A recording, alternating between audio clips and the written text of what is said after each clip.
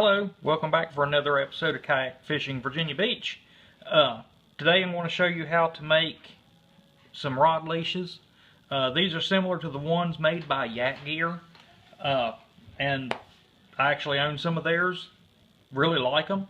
The difference really in the ones that we're going to make today is it's just a single strand of shock cord versus a double strand like what Yak Gear uses. So really what you'll need is you need some 3/16 bungee that's 42 inches long. You will need some C crimpers.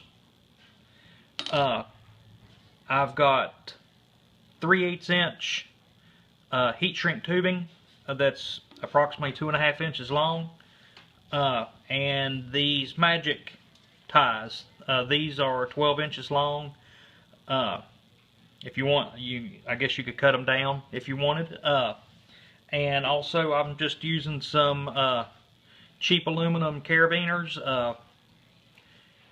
Depending upon what you want to use is going to depend upon how expensive. As far as the price of what I got in here, I ordered 20 foot of bungee and 40 of the crimpers from kayakfishinggear.com. They had the best price of any place I could find online or here locally in Virginia Beach.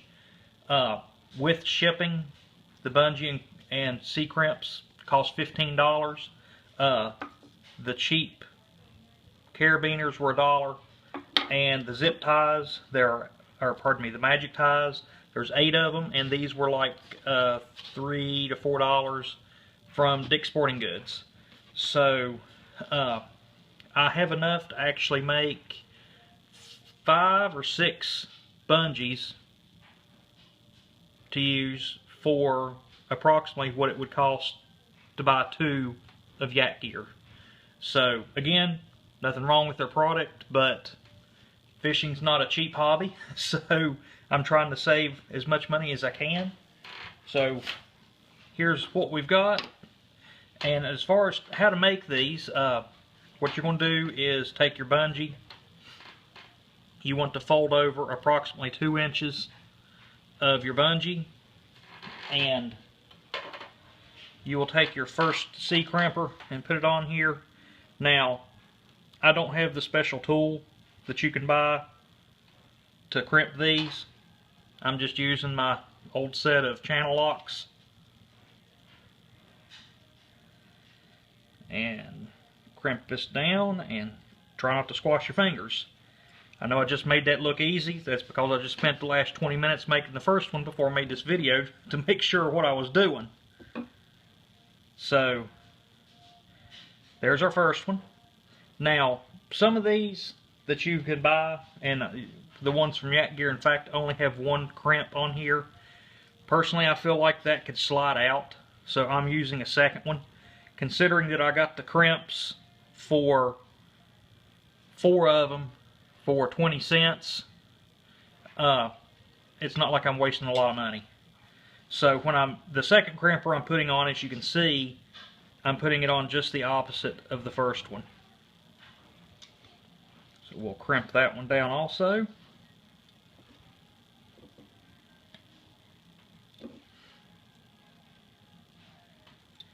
Alright, and that's our first loop.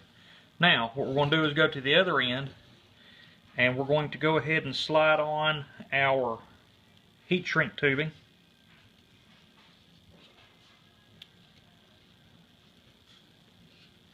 As far as the tubing goes, I actually picked up 4 different sizes in like 6-foot rolls from Harbor Freight for like $2. So I've got a ton of this stuff sitting around. It's just when you're using it, you want to, it will only shrink down to approximately half its current size. So when I sized it, you can see it goes on there just about perfect, doubled over.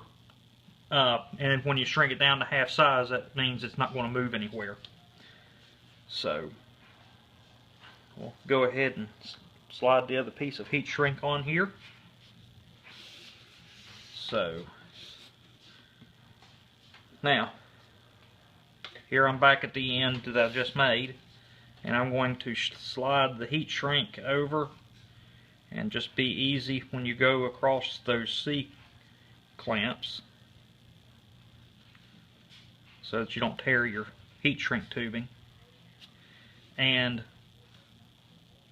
again, the length of your heat shrink is personal preference.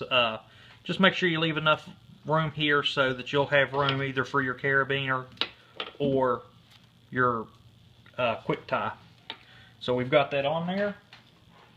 I'm just going to grab my lighter here. If you have a heat gun, you could do this just as well, but I've always used a lighter.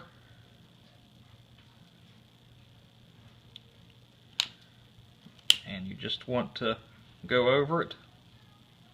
Be careful not to melt your bungee. And that's it. Blow it on a little bit to cool it off. And now there's that. And now you, the reason for the heat shrink is so that your fingers don't get caught on the C clamps or C crimps. And that's one end. So what we'll do is we'll repeat. Again, you'll want approximately a couple inches here at the end. Just remember, the longer you make your loop, the shorter your overall bungee is going to be. So if you want to make larger loops, make your bungees longer. 42 inches wouldn't be enough. So, and like I said before, you start with your one crimp.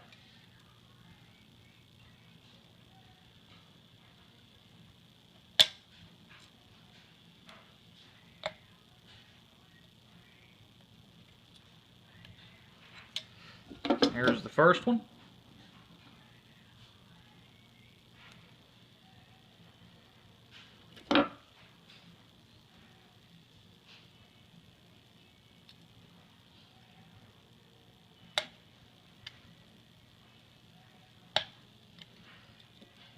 Alright, there's the second one, and you can see that got kind of squirrely going on there.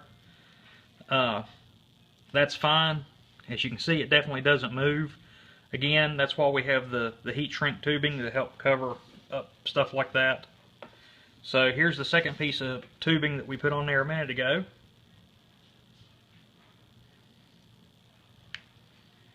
And I'm just going to slide that over like that. And just like before,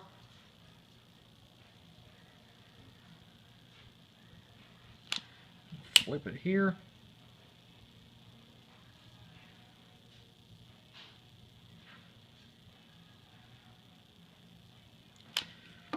Alright,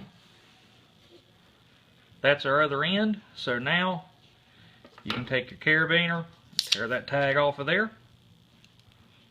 There's your one end. Now, on your tie here, there's a couple different ways you can put it on here. I recommend that you put it on with the hook part on the inside.